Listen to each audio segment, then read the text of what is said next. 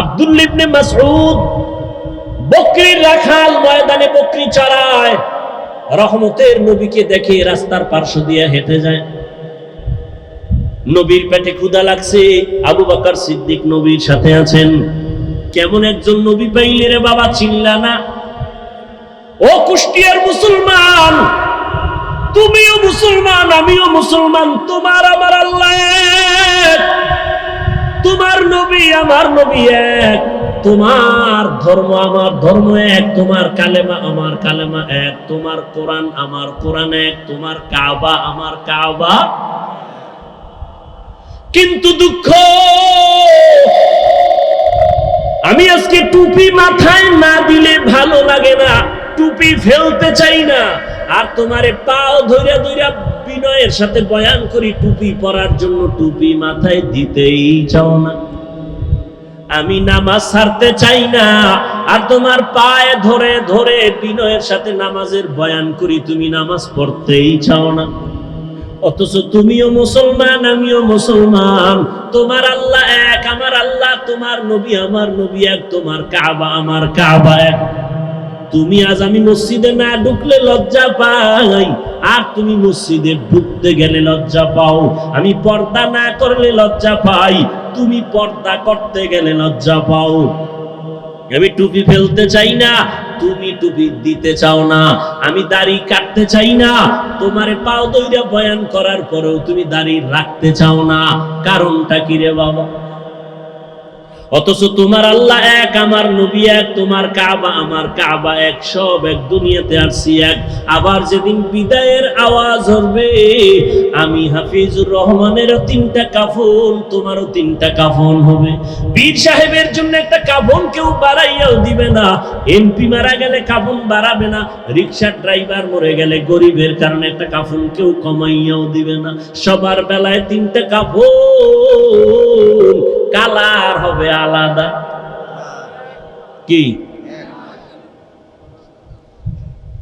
যারা আলিয়ায় পড়ে তাদের কালার একরকম, যারা কওমিতে পড়ে তাদের কালার আর একরকম, সব এক।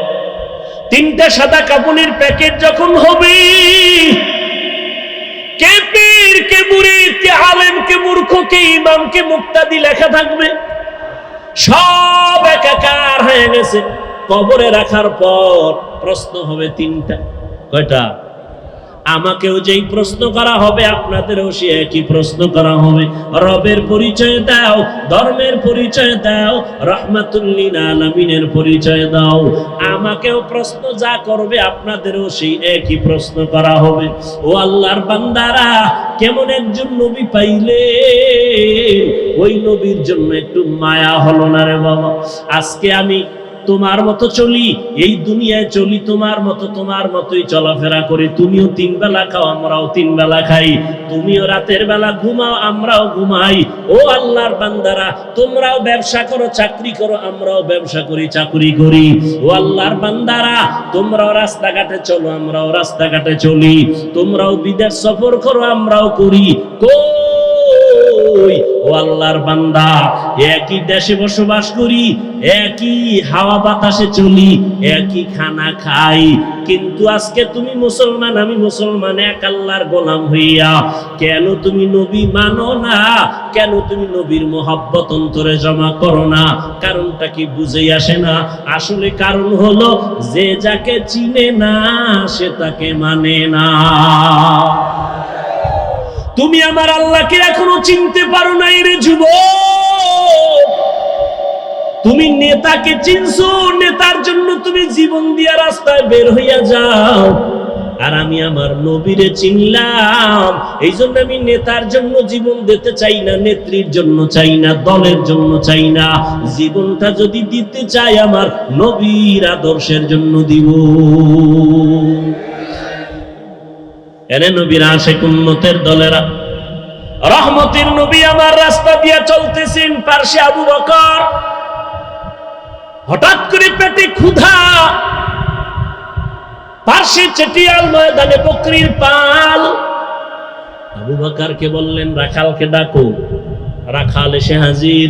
এই রাখাল, আমাদের পেটে ক্ষুধা, তোমার এমন একটা বকরি আমগো দেও একটু দুধ পান করবো আমরা দহন করিয়া। রাখাল কয়, এই বকরির মালিক আমি না, অতএব আমি দিতে পারুম না। এবার নবী কয়, রাখাল শোনো, আচ্ছা ঠিক আছে, তাহলে দুধওয়ালা বকরি দেওয়া লাগবে না, এমন একটা বকরি দাও যেই বকরিটা মৃত্যু পর্যন্ত দুধ দিবে না। এরকম বকরি আছে না, দুধ দেয় না, এমন একটা বকরি দাও। রাখাল বলে, এই যে একটা বকরি আছে, এটা নেন, এর থেকে জীবনে দুধ আসবে না। রহমতের নবী বলে, আবু বকর দাঁড়ান। নবী যেই বকরির থেকে জীবনে দুধ আসবে না বলিয়া রাখাল দিল, রহমতের নবী ওই বকরির হাত দিলেন ওলানের ভেতরে, সাথে সাথে দুধ আসলো। নবী পান করলেন, আবু বকর করলেন, রাখালেরও করাইলেন। করানোর পরে কয়, রাখাল বকরিটারে আবার পালের মধ্যে দিয়া দাও। রাখাল দেওয়ার পরে যেই বকরি জীবনে দুধ দিবে না, এই লোকটা কে যার হাত লাগা মাত্র দুধ আসলো? এতক্ষণ চিনে নাই, এতক্ষণ। ও ভাই, আমি রাস্তা দিয়ে হেঁটে আসতেছি, যে চিনে না হে ধাক্কা দিছে, হুজুর সরেন। যখন টের পাইছে আমি চেয়ারে বসার পরে, এবার আর উঠাছি নিতাম। এই জন্য যে যাকে চিনে না সে তাকে মানে না, যে যাকে চিনে তাকে মানার মতো মানে। বলে কেমন? কয় জীবন দিতে রেডি। রাখাল এতক্ষণ চিনে না এই ব্যক্তিকে। যখনই দেখলো একটা বকরি জীবনে দুধ দিবে না, ওই বান্দার হাতটা দেওয়া মাত্র বকরি দুধ দিল, চিনে ফেললো এটা সাধারণ কোনো মানুষ না, এটা পাওয়ারওয়ালা মানুষ। এই পাওয়ার আমার মধ্যে নাই। এই পাওয়ারের নাম হলো মুআজিজা। এই পাওয়ারের নাম কি? নবীদের বেলায় হলে মুআজিজা, ওলিয়া উলিয়াদের বেলায় হলে হবে কারামত। ভালো করে মনে রাখবেন, যেটা কখনো সম্ভব না, এইরকম কিছু অসম্ভব আল্লাহ যদি সম্ভব করেন, এটাকে আশ্চর্য ধরনের বলা হয়, অলৌকিক পাওয়ার বলে। এটা আল্লাহ ডাইরেক্ট আসমান থেকে জমিনে এসে করবেন না, এটা কোনো ব্যক্তির মাধ্যমে করবেন। গাছ কথা বলতে পারে না, একজনে প্রশ্ন করে কথা বলা শুরু হয়ে গেল, এটা তো সম্ভব না। আমার আল্লাহর দ্বারা সম্ভব। সব অসম্ভবকে সম্ভব করতে পারেন কে? আর এই অসম্ভবকে সম্ভব যে আল্লাহ করবেন, এটা আল্লাহ কুদরতের দ্বারা করবেন, কারো মাধ্যমে করবেন। নদীর মধ্যে দীর্ঘ বছর পানি নাই, শুকাইয়া গেছে নদী। একজন ব্যক্তির কাছে এলাকার মানুষ আইসা কয়, আমগো নদীতে পানি নাই। লোকটা বড় একজন আল্লাহর প্রিয় বান্দা, তিনি একটা চিঠি লিখলেন। চিঠির মধ্যে কি লিখছেন তিনি জানেন, আর আল্লাহ জানেন। তিনি কয়, এই চিঠিটা নদীর মধ্যে ফেলে দাও। যখন চিঠি নিয়ে নদীর মধ্যে ফেলে দিল, দীর্ঘ বছরের শুকনা নদীর মধ্যে পানির জোয়ার শুরু হয়ে গেল। সুবহানাল্লাহ। না কি মনে হয় গাঞ্জা খেয়ে কথা কই না? চেহারা দেখলে তো মনে হয় না। একজনে তেঁতুল খায়, কয় কেমন লাগে, কয় ঠোঁটের মিসকলে বুঝো না। কি মনে হয় আমরা গাঞ্জা খাই, ইয়াবা ট্যাবলেট খাই, বিড়ি টানি? তাহলে আমাকে মাথা খারাপ কেন বলেন? মাথা খারাপ তো তাদের হতে পারে যারা মদের বোতল নিয়ে দৌড়ায়, যারা গাঞ্জা খায়, ইয়াবা ট্যাবলেট খায়। কথা ঠিক? কেন বলেন হুজুরদের মাথা খারাপ? আল্লাহ বুঝার তৌফিক দান করেন। নদীর মধ্যে পানি জারি হয়ে গেছে, একটা চিঠি লিখে দিছে। এখন একটু যদি গভীর ভাবে জ্ঞান খাটান তো মাথা গরম হয়ে যাব, কঠিন ভাবে গরম হবে। এটা কেমন কথা? চিঠি লিখে নদীর মধ্যে ফালায় দিছে, এইটার মধ্যে পানির জোয়ার শুরু হয়ে গেছে। এটা গাঞ্জা খাওয়া ছাড়া আর কোনো কথা? এটা ভালো মানুষ বিশ্বাস করে কেমনে? কয় কথাটা এটা এই কামটা ঘটাইছে কেটা? একজনে কানে কানে কয় এটা তাবলিগ ওয়ালারা ঘটাইছে। যদি কয় তাবলিগ, তো বিনা দলিলে কাফের। না না, তাবলিগ না। কারা কয় সরমনাই, কত ডবল কাফের। তো কারা ঘটাইছে? কেন সরমনাইও না।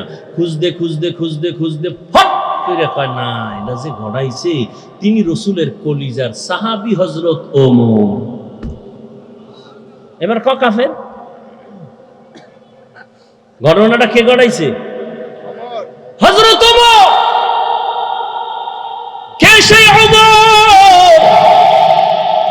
কে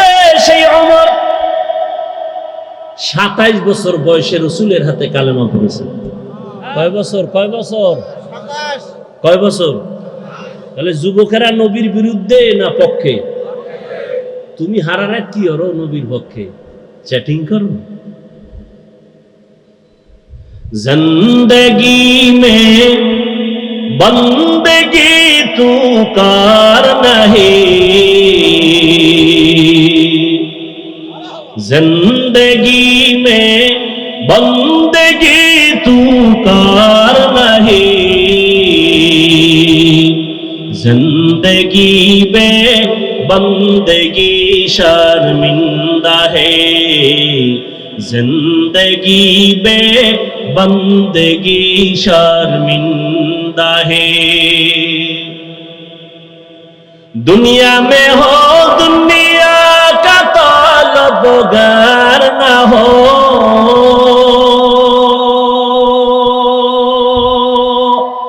बाजार से गुजर हो खरीदार ना हो, दुनिया में हो दुनिया का तलबगार ना हो, बाजार से गुजर हो खरीदार ना हो।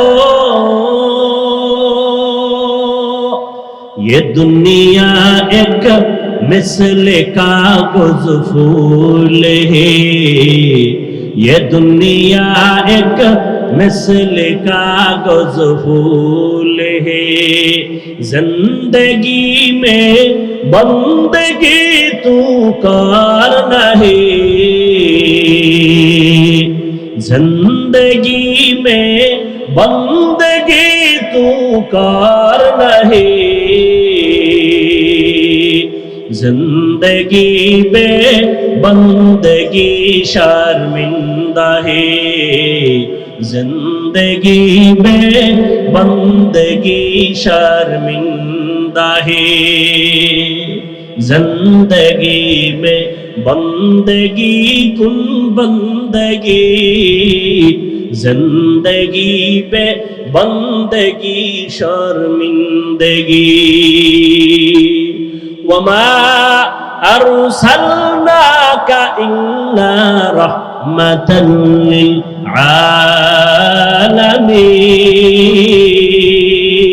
आलामीन। রাখাল যখন দেখলো যেই বকরি কখনো দুধ দিবে না, হঠাৎ করে দুধ চলে আসছে, এই বান্দা সাধারণ না, এই বান্দা বড় দামি। পাশের লোকটা দাঁড়ানো কে দেখছেন নি? খবর নাই। কে? আবু বকর সিদ্দিককে জিজ্ঞাসা করলেন কে? ইনি হলেন রাহমাতুল লিল আলামিন, আব্দুল্লাহর পোলা মুহাম্মদ। নাম শুনছি। তিনি কি বলে? হ্যাঁ, তাই তো এই অলৌকিক ঘটনা প্রকাশ পেল। এবার মাথা নত করে বলে, পয়গম্বর আমাকে আপনি তাড়াতাড়ি কালেমা পড়ে দেন। এই রাখাল আর কেউ না, কলিজার সাহাবী আব্দুল্লাহ ইবনে মাসউদ রাদিয়াল্লাহু তাআলা আনহু। ইমামুল আউয়ালিনাল আখিরিন, বহরে সদকা রাহমাতাল লিল আলামিন, সাইয়্যিদুল কাউনাইন খাতমুল মুরসালিন, আখিরাম বুদে ফখরুল আউয়ালিন। এরে আল্লাহর বান্দা, ভালো করে বুঝো, অন্যদিকে তাকাইয়া তামাশা দেখবা না, অন্য কান্দে ওদিকে তাকায়ও না। তোমার চোখে কেন পানি নাই সেই চিন্তা করো। একজনে আল্লাহর মহব্বতে চিৎকার দেয়, তোমার মধ্যে সেই জালজালা কেন হয় না? ওরে আগুন লাগলে তো শরীরটা গরম হবে, এটাই তো স্বাভাবিক। আগুন লাগলে তো গরম তাপ লাগবে, শরীর গরম হবে, এটাই স্বাভাবিক। আগুনের পাশে বসছো, তোমার ভাইয়ের শরীর গরম হয়, তোমার শরীর কেন গরম হয় না? কারণটা কি? তোমার ব্যাটারিতে চার্জ নাই, তোমার ঈমান দুর্বল, তোমার আমল দুর্বল। মাওলার কাছে কান্না করো, হে মালিক আজকে মানুষ হইলাম, পরিচয় দেই আমি মানুষ, কিন্তু এখনো মানুষ হতে পারি না। আব্দুল্লাহ ইবনে মাসউদ নবীর মুজিজা দেখে কালেমা পড়লেন। ওমরের মতো বান্দা নবীর কল্লা কাটতে আসিয়া 27 বছরের নবীর হাতে কালেমা বললেন। ও নবীর আশিকের দল, আজকে তাবলীগওয়ালারা বয়ান করে, পীর সাহেবরা বয়ান করে, জুমার দিন খতিব সাহেবরা বয়ান করে। আমার মায়ার নবী মক্কা নগরীতে আসছেন এমন একটা জায়গায়, এত দামি জায়গা কেন না পাক? এর একমাত্র কারণ এই মানুষগুলো এত খারাপ হইল কেন? যেই জমিন এত নবী আসলো, এত দামি ঘর হইল, এই মানুষগুলো অন্য জায়গার থেকে একটু ভালো হওয়ার কথা, এরা খারাপ কেন? এর যতটা জবাব আছে এর মধ্যে শ্রেষ্ঠ জবাব হলো এরা আল্লাহর নবী আসার আগ পর্যন্ত এরা মুরব্বি হারা ছিল, এই জন্য দিক বেদিক হয়ে গেছে। ঈসা নবী চলে গেলেন, মাঝখানে কোনো নবী নাই, কোনো মুরব্বি নাই। যারাও ছিল নবীর স্থলাভিষিক্ত, এরা দুনিয়ার লোভে পইরা ডানবাম হয়ে গেছে। হালাল তারে হারাম কয়, হারামটাকে হালাল বলে। রুহবান এই সমস্ত ইহুদি আর খ্রিস্টানদের যারা নামদারি আলেম ছিল, এরা টাকা খাইয়া দুনিয়ার লোভে বিধানটাকে ডানবাম করে দিল। মানুষগুলো মূর্তি পূজায় লিপ্ত হয়ে গেল। যেই বাইতুল্লাহ এত দামি ঘর, ওই বাইতুল্লাহর ভেতরে 360টা মূর্তি ভেতরে টানানো। কয়টা? 360টা মূর্তি। এই খেয়াল করো ভালো করে, নবী আইসা নামাজ যখন শুরু করছে, বাইতুল্লাহর পাশে নামাজ পড়ছে, মূর্তি ছিল না? মক্কা বিজয়ের আগে তো মূর্তি নামায় নাই। মূর্তি ভেতরে 360টা মূর্তি। মায়ার নবী আল্লাহর মোহাব্বত নিয়ে নামাজ পড়তেছেন।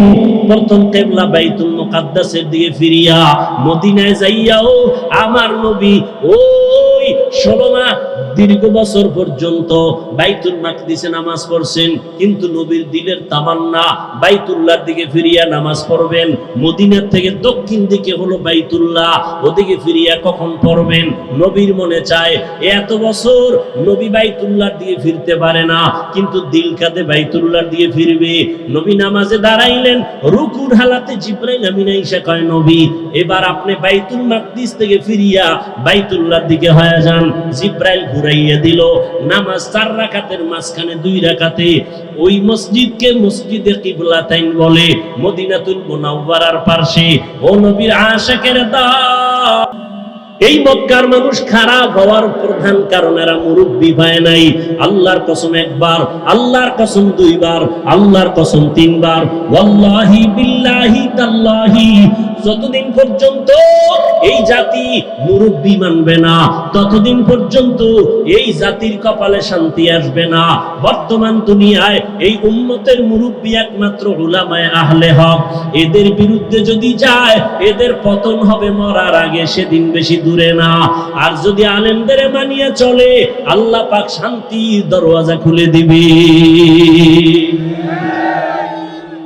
মক্কার মানুষ এত খারাপ কেন? এরা মুরব্বি নাই, মুরব্বি মানে না, মুরব্বিদের উল্টা পাল্টা করে ফেলছে। এই জন্য আল্লাহর মোহাব্বত এখান থেকে শিক্ষা নাও। নবী আসলেন, মুরব্বি উম্মত পেয়ে গেল। নবী এখন মুরব্বি হইয়া উম্মতের ডাক্তার, চিকিৎসা করতেছেন। উম্মতের সুন্দর চিকিৎসা করার জন্য প্রধান কারণ হলো, প্রথম কাজ হলো সুন্দর ব্যবহার। নবী এমন সুন্দর ব্যবহার দিয়েছেন, মক্কার মানুষ নবীর আশিক হয়ে গেল। দুশমনেরাও যদি গালি দেয়, কিন্তু পেছন থেকে নবীরে মোহাব্বত করে। যেই মুহাম্মদ এত সুন্দর ব্যবহার, 63 বছর হায়াতে আমার নবী একটা মিথ্যা কথা জীবনে বলেন নাই। কেমন একজন নবী পেয়েছো, যেই নবীর জীবনে কোনো মিথ্যা কথা নাই? এমন একজন নেতা পাইবা নিজে মিছা কয় না? আছে? মোবাইলটা ঘরের মধ্যে কানে লাগায়, ঘরে থাইকাও আমি জমি নেই নাই। আছে না নাই? বর্তমান মিথ্যার ফ্যাক্টরি হলো মোবাইল। আল্লাহ মিথ্যা থেকে হেফাজত করেন। এমন মায়ার নবী আমার, জীবনে একটা মিথ্যা কথা বলেন নাই। কেমন নবী আমার, যেই নবী কোনোদিন কাউকে একটা গালি পর্যন্ত দেন নাই। নবীর সামনে দাঁড়াইয়া কত দুশমন অকথ্য ভাষায় গালাগালি করে, আমার নবী গালি দিবেন দূরের কথা, কোনো গালির জবাব দেন নাই। ও কুষ্টিয়ার মুসলমান, আল্লাহর মুহাব্বত অন্তরে জমা করে নাও। শিক্ষিত এলাকার মানুষ আপনারা, কুষ্টিয়ার বিশ্ববিদ্যালয় থেকে লেখাপড়া করে কত আলেম বের হইয়া উম্মতের দাওয়াত দেয়, দ্বীনে ইসলামের কাজ করে। ও কুষ্টিয়ার মুসলমান, ভালো করে বুঝো, কেমন নবীর আদর্শ পাইলা, যে নবী একটা মিথ্যা কথা বলেন নাই। তুমি আমি কেন মিথ্যা বলবো ইচ্ছা করিয়া?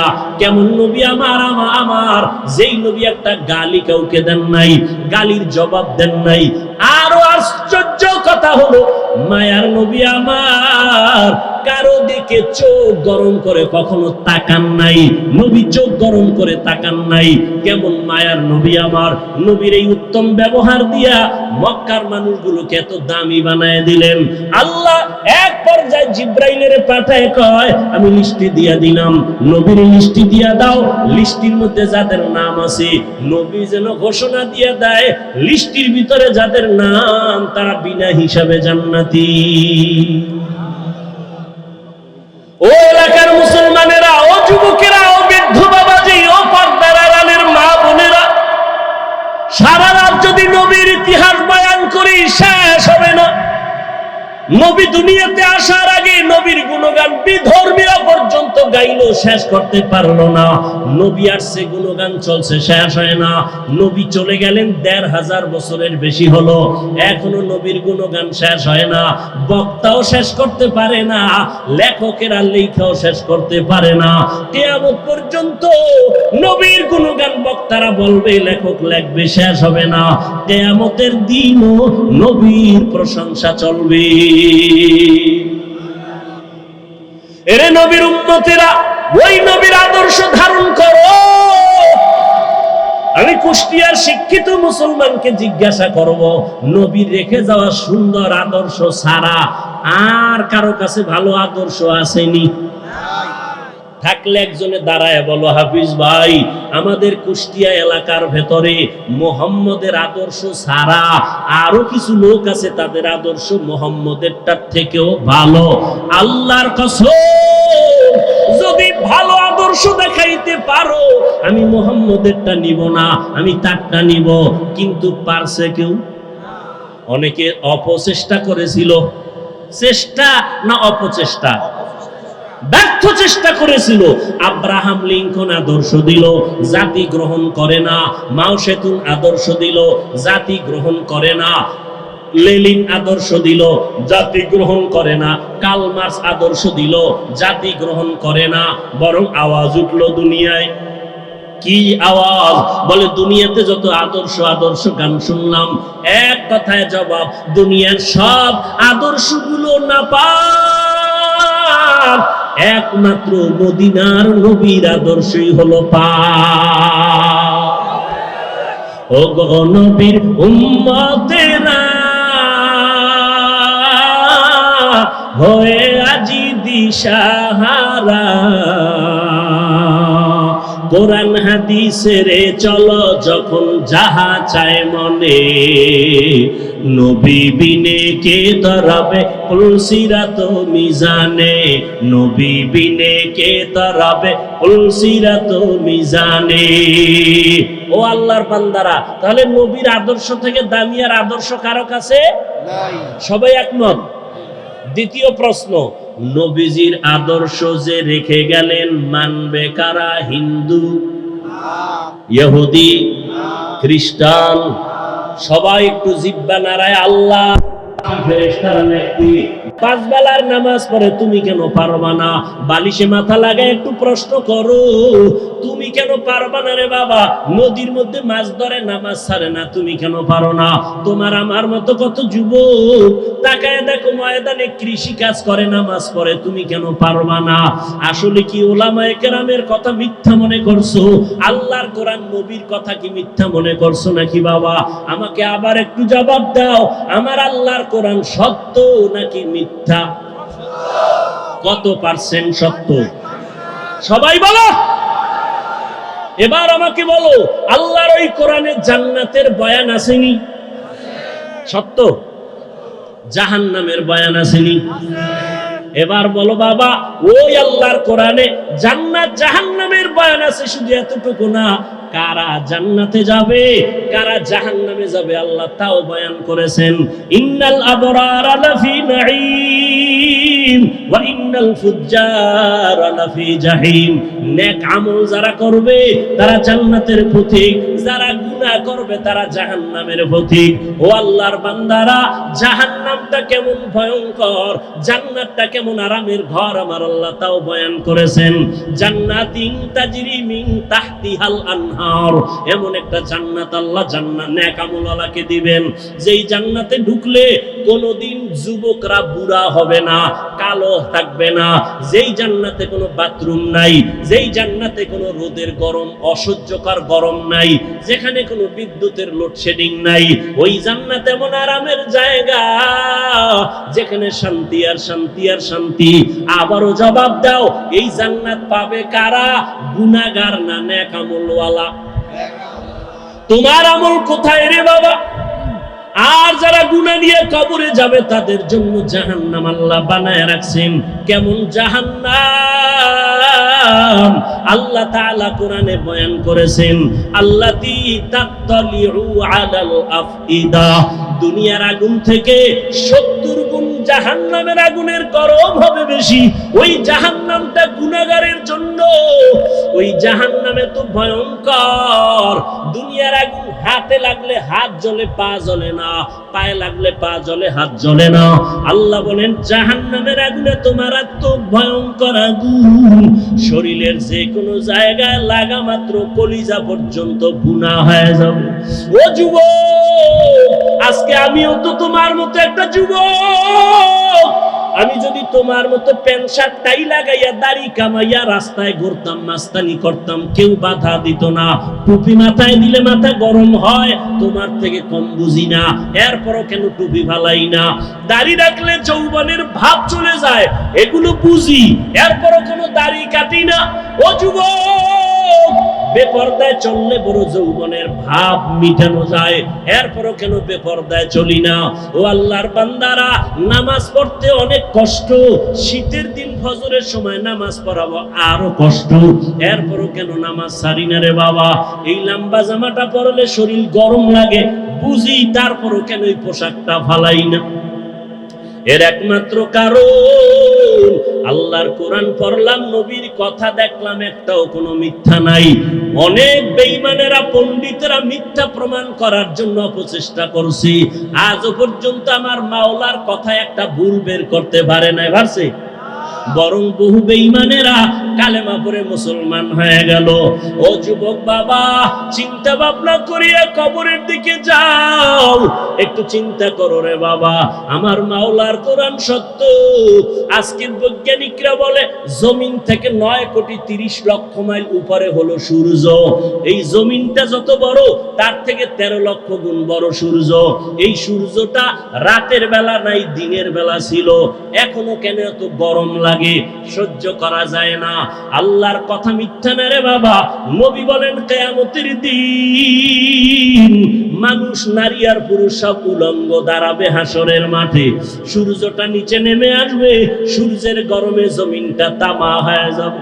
আম্মা জান আয়েশা রাদিয়াল্লাহু তাআলা আনহা দেখেন, নবী একদিন তার রুমে বসে কাঁদতেছেন, যে নবীর কোনো গুনাহ নাই, সেই নবী কান্না করেন। আম্মা জান বলেন, ইয়া রাসূলুল্লাহ, আমার ভয় লাগে কোনো বেয়াদবি করলাম কিনা, আপনি কেন কাঁদতেছেন? আমার নবী বলেন, আয়েশা, আপনি কোনো বেয়াদবি করেন নাই, কেন কাঁদেন হে নবী? মায়ার নবী বলেন, আয়েশা, হাসরের ময়দানের কথা মনে পড়ে গেছে আমার। কিয়ামতের দিন আমার গুনাহগারের উম্মতের কি হালাত হবে? কেন ইয়া রাসূলুল্লাহ? নবী বলেন, আয়েশা, কিয়ামতের ময়দানে নারী আর পুরুষ সব উলঙ্গ দাঁড়াবে। কিয়ামতের দিন সূর্যের গরমে মাথার মগজগুলো টাস টাস করে ফেটে যাবে, জমিনটা তামা হয়ে যাবে। অন্যদিকে জাহান্নামের আওয়াজ আবার আমার মাওলাও রাগান্বিত আওয়াজ দিবেন, লিমানিল মুলকুল ইয়াউম লিল্লাহিল ওয়াহিদিল কাহ্হার। আমার আল্লাহ এত রাগান্বিত হবেন, হাসরের ময়দানটা থর থর করে কেঁপে উঠবে। হাসরের ময়দানে সবাই থাকবে উলঙ্গ, নারী আর পুরুষেরা। ও পর্দার আড়ালের মা বোনেরা, আল্লাহ আপনাদের এত মর্যাদা দান করেছেন। আপনারা নবীদের মায়ের মতো মা, আপনারা আলেমদের মায়ের মতো মা, আপনাদের এত সম্মান। আপনারা খাদিজা রাদিয়াল্লাহু তাআলা আনহার মতো নারী, আপনারা আয়েশা রাদিয়াল্লাহু তাআলা আনহার মতো দামি নারী, আপনারা ফাতেমা রাদিয়াল্লাহু তাআলা আনহার মতো দামি নারী, ঈসা নবীর মা মারিয়াম আলাইহিস সালামের মতো দামি নারী। আপনারা আল্লাহ পাক রব্বুল আলামিন এত সম্মান আপনাদের দান করলেন। ও পর্দার আড়ালের আম্মা জানেরা, এতক্ষণ আমি যুবকদের যত বয়ান শুনাইলাম ভালোর লাইনে, এই ভালোটা ততদিন পর্যন্ত হবে না যতদিন পর্যন্ত মা আপনি সন্তানকে ভালো লাইনে চালাইবেন না। কারণ সন্তান ভালো লাইনে যাওয়ার পেছনে অবদান হলো মায়ের, কারণ সন্তান মাকে বেশি ফলো করিয়া চলে। এই জন্যই নবীও বলেছেন, এ দুনিয়ায় সব থেকে নারী নেককারিনী যারা আদর্শবান নারী বড় দামি সম্পদ। এরে আম্মা জান, আপনার সন্তানটাকে আপনি ডাক্তার বানাবেন, বাধা নাই। ইঞ্জিনিয়ার বানাবেন, বাধা নাই। প্রফেসর বানাবেন, বাধা নাই। ও যুবক, তুমি স্কুলে পড়ো, কলেজে পড়ো, ভার্সিটিতে পড়ো, বাধা নাই। আমি এতক্ষণ তোমাদের এত চিল্লাইয়া বয়ান শুনাইলাম, একবারও আমি বলি না তোমরা হুজুর হইয়া মাদ্রাসায় যাও। না বাবা, তুমি চাকরি করো, বাধা নাই। ব্যবসা করো, বাধা নাই। তুমি স্কুলে পড়ো, বাধা নাই। তুমি চাকরি করো, তুমি ভার্সিটিতে পড়ো, কোনো বাধা নাই। তবে নবীর আদর্শ মানিয়া অন্ধকার কবরের দিকে রওনা হও। ডাক্তারও যদি হও, মা বাবার দোয়া নিয়ে চলিও, 5 বেলার নামাজ পড়িও, কপাল খুলে যাবে। ইঞ্জিনিয়ার যদি হও, ভালো আদর্শ নিয়ে মানুষের সাথে আচরণ ভালো করিও, কোরআন তেলাওয়াত করো, 5 ওয়াক্ত নামাজ পড়িও, জীবনের চাকা ঘুরে যাবে। ও আল্লাহর বান্দারা, আম্মা জান আয়েশা বলেন, ও নবী, কিয়ামতের ময়দানে ভয়ঙ্কর হালাত কেমন হবে? নবী চোখের পানি ছেড়ে কাঁদেন আর কয়, আয়েশা, নবীরা যাদের কোনো গুনাহ নাই সেই নবীরা পর্যন্ত কান্নায় বিভোর হয়ে যাবে। আদম নবী কান্না করবেন নিজেকে বাঁচাবার জন্য, মূসা নবী কান্না করবেন নিজেকে পরিত্রাণের জন্য, ইব্রাহিম নবী কান্না করবেন নিজেকে বাঁচাবার জন্য, মুক্তির জন্য, ঈসা নবী কান্না করবেন নিজেকে মুক্তি করার জন্য, উম্মতেরা যাবে সুপারিশের জন্য। আদম নবী তাড়ায় দিবেন, মূসা নবী তাড়ায় দিবেন। উম্মতের সুপারিশ করতে গিয়া ইব্রাহিম নবী বলবেন আমি পারবো না, নূহ আলাইহিস সালাম বলবেন আমি পারবো না। নবী বলেন, ও আয়েশা জানো, ওই কঠিন সময় উম্মতেরা এক একজন নবীর কাছে যাইয়া যখন দেখবে সুপারিশের কেউ নাই, উম্মতেরা পাগলের মতো করবে। সর্বশেষ ওরা আমি মুহাম্মদের কাছে দৌড়ানোর চেষ্টা করবে, আমাকে তালাশ করবে। আম্মা জান বলেন, নবী আপনাকে হাসরের ময়দানে উম্মতেরা কোথায় পাবে? নবী বলেন, ও আয়েশা, আমি আমার মাওলার কুদরতের সামনে মাকামে মাহমুদে সিজদায় পড়ে কান্না করব। অন্য নবীরা নিজেকে বাঁচাবার কান্নায় বিভোর, আর আমি মুহাম্মদ একবারও আমার জন্য আমি কান্না করব না। আমি কান্না করে শুধু বারবার বলবো, আল্লাহ আমার উম্মতেরে বাঁচাও, আমার উম্মতেরে বাঁচাও, আমার একটা উম্মত যেন জাহান্নামে না যায়। আমার আল্লাহ তখন বলবে, নবী আপনি কাঁদবেন না, আপনার উম্মত গুলো ধরে ধরে বাছাই করে জান্নাতের ময়দানের দিকে নিয়ে যান। ও আয়েশা, আমি তখন খুশি মনে আমার উম্মত গুলো ধরে ধরে জান্নাতের ময়দানের দিকে নেওয়া শুরু করব। আম্মা জান আয়েশা বলেন, ইয়া রাসূলুল্লাহ, কোটি কোটি কোটি মানুষের ভেতরে আপনার উম্মত গুলো চিনবেন কি করে? নবী বলেন, ও আয়েশা, যেই উম্মত দুনিয়াতে আমি মুহাম্মদের মহব্বতে ভরিয়া ওযু বানাইয়া 5 বেলার নামাজ যথাযথভাবে আদায় করবে, কিয়ামতের ময়দানে ওই ওযুর জায়গাগুলো নূরের আলোতে চমকাইতে থাকবে। আমি নবী দেখে দেখে উম্মতকে জান্নাতের দিকে নিয়ে যাব। ও কুষ্টিয়ার মুসলমান বাবারা, ও যুবক বৃদ্ধ বাবাজি, পর্দার আড়ালের মা বোনেরা, কিয়ামতের ময়দানে আল্লাহ না করুন যদি আল্লাহর নবীর সুপারিশের কাতারে দাঁড়াইতে না পারি, বেনামাজি হইয়া যদি দাঁড়াই, বেপরদার অবস্থা নিয়ে যদি দাঁড়াই, তওবা না করে গুনাহ নিয়ে যদি যাই, নবী তখন বলবে না তুমি আমার উম্মত না, আমি তোমার নবী না। আল্লাহ পাক বলবেন ও ফেরেশতা, এই গুনাহগার বেনামাজি নাফরমানের জাহান্নামের হ্যান্ডকাপ লাগায়া দাও। ও আল্লাহর বান্দারা, সূর্যের গরম সইতে পারি না, গুনাহ নিয়ে কবরে গেলে হাসরের ময়দানে কেমনে জাহান্নামের আগুন সহ্য করব? একটু নিজের চিন্তা করো। আজকে তোমার ডানে বামে, আমার ডানে বামে ভক্তবৃন্দের অভাব নাই, টাকা পয়সা বাড়ি গাড়ির অভাব নাই, মরিয়া গেলে সাদা কাফন ছাড়া কেউ নাই, অন্ধকার কবরে কেউ আমার আপন হইয়া যাবে না। অতএব এখনো সময় আছে, তওবা করে নাও। আল্লাহর মুহাব্বত নিয়ে, উলামায়ে কেরামের পরামর্শ নিয়ে 5 ওয়াক্ত নামাজ পড়ো। এখনো সময় আছে, মনে মনে আমার আল্লাহকে ডাকো আর বলো, হে মালিক, জীবনে তো নামাজ কম সারি নাই, বেপরদায় কম চলি না, আজকে থেকে তওবা করলাম। আমার মতো যুবক স্কুল কলেজে পড়িয়া, ব্যবসা করে, চাকরি করে যদি নামাজ পড়ে, আমি কেন পারবো না? আজকে থেকে নামাজ ছাড়বো না, বেপরদায় চলবো না, দাড়ি কাটবো না, মা বাবার সাথে বেয়াদবি করবো না, মুরব্বীদের সাথে বেয়াদবি করবো না, উলামায়ে কেরামের পরামর্শ নিয়া, নবীর তরিকা মানিয়া চলবো, মা বাবার দোয়া নিয়া চলবো। তওবা করার মতো যদি নিয়ত হয়, অন্তরে যদি কোনো নেফাকি আর দুর্বলতা না থাকে, খাঁটি তওবা করার নিয়ত যাদের অন্তরে আছে, দুটো হাত আমার আল্লাহকে দেখাইয়া দাও। আয় আল্লাহ, আমাদের হাতগুলো কবুল করে নেন, তওবা কবুল করে নেন। তওবার উপরে মজবুত হইয়া, নবীজির আদর্শ মানিয়া, উলামায়ে কেরামের পরামর্শে চলার তৌফিক দান করেন, আমিন। আলহামদুলিল্লাহি রাব্বিল আলামিন, ওয়াসসালাতু ওয়াসসালামু আলা সাইয়্যিদিল আমবিয়াই ওয়াল মুরসালিন ওয়া আলা আলিহি ওয়া আসহাবিহি আজমাইন। ইয়া আরহামার রাহিমিন, ইয়া আরহামার রাহিমিন, ইয়া আরহামার রাহিমিন। রব্বিরহামহুমা কামা রাব্বায়ানি সগীরা। আল্লাহুম্মা ইন্নাকা আফুউন কারীম, তুহিব্বুল আফওয়া ফা'ফু আন্না। আল্লাহুম্মা ইন্না নাসআলুকা রিযাকা ওয়াল জান্নাহ ওয়া নাউযু বিকা মিন সাখাতিকা ওয়ান নার।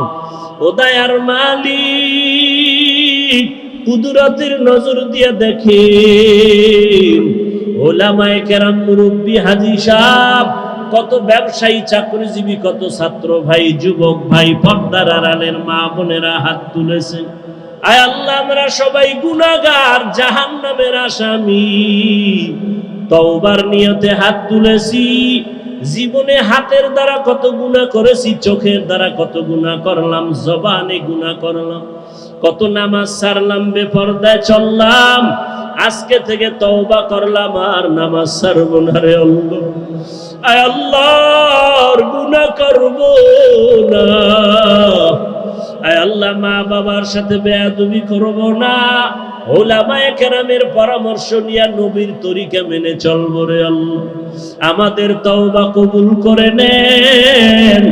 আয় আল্লাহ, জীবনের সব গুনাহগুলো মাফ করে দেন আল্লাহ। মাহফিল কবুল করে নেন, আয়োজনকারী সহযোগিতাকারীদের কবুল করে নেন। আয় আল্লাহ, মেহেরবানি করে আমাদের সকলের তওবা কবুল করে নেন। তওবার উপরে মজবুত হইয়া চলার মতো তৌফিক দান করেন আল্লাহ। আয় আল্লাহ, কুষ্টিয়ার জমিনের দিয়ে তাকায় দেখেন, আপনার বান্দারা দীর্ঘ টাইম খোলা আকাশের নিচে বসে আছে। আয় আল্লাহ, টাকা পয়সা বাড়ি গাড়ি চায় না, জাহান্নামের আগুন থেকে মুক্তি চায়। আয় আল্লাহ, চোখের সামনে কত লাশ, এই হাতে কবরে রাখলাম। ও আল্লাহ, জানি না কোন দিন মরণের ডাক এসে যায় রে আল্লাহ। গুনাহ নিয়ে কবরে যেতে চাই না, মেহেরবানি করে আমাদের মাফ করে দেন আল্লাহ। আয় আল্লাহ, সারা দুনিয়াবাসীকে মাফ করে দেন। আয় আল্লাহ, ইসলাম ও মুসলমানের হেফাজতের ব্যবস্থা করে দেন। বাংলাদেশ শান্তির দেশ বানায় দেন। আয় আল্লাহ, অস্থিতিশীল পরিবেশকে শান্ত করে দেন আল্লাহ। আয় আল্লাহ, মেহেরবানি করে দ্বীনের উপরে চলার তৌফিক দান করে। আয় আল্লাহ, আমার কলিজার প্রত্যেকটা যুবকের দ্বীনের খাদেম বানায় দেন, 5 ওয়াক্ত নামাজি বানায় দেন। মোবাইলের গুনাহের থেকে হেফাজত করেন আল্লাহ। আয় আল্লাহ, মোবাইলের গুনাহের থেকে হেফাজত করেন আল্লাহ। আয় আল্লাহ, যারা ব্যবসা করে, চাকরি করে, কামাই রুজিতে বরকত বাড়ায় দেন, অভাব দূর করে দেন, ঋণ আদায়ের ব্যবস্থা করে দেন আল্লাহ। মা বোনদের আবেদা বানায় দেন, সন্তানগুলো নেককার বানায় দেন, মাদ্রাসা মসজিদগুলো কবুল করে নেন, অন্যান্য শিক্ষা প্রতিষ্ঠান নবীর আদর্শে কবুল করে নেন। আয় আল্লাহ, হারাম থেকে আমাদের হেফাজতের ব্যবস্থা করে দেন। আয় আল্লাহ, দিলের নেক আশা পূরণ করে দেন। ওলামা তোলাবা উম্মতের অন্তরে ইজ্জত বাড়ায় দেন। ইলম ও হিলম ও হিকমত আমলে বরকত দান করেন। ওলামায়ে আহলে হকের বিজয় দান করেন। উম্মতের অন্তরে মোহাব্বত বাড়ায় দেন। আয় আল্লাহ, ঘরে ঘরে সুন্নাতওয়ালা জিন্দেগি দান করেন। নবীজির মোহাব্বত বাড়ায় দেন। নবীজির রওজায় গিয়া সালাম দেওয়ার তৌফিক দান করেন। বাইতুল্লাহর গিলাফ ধরে লাব্বাইক বলার তৌফিক দান করেন। আয় আল্লাহ, নবীজির সাথে ঘুমের ঘরে মোলাকাত করায় দেন। সুন্নতের আগ্রহ আমাদের অন্তরে দান করেন আল্লাহ।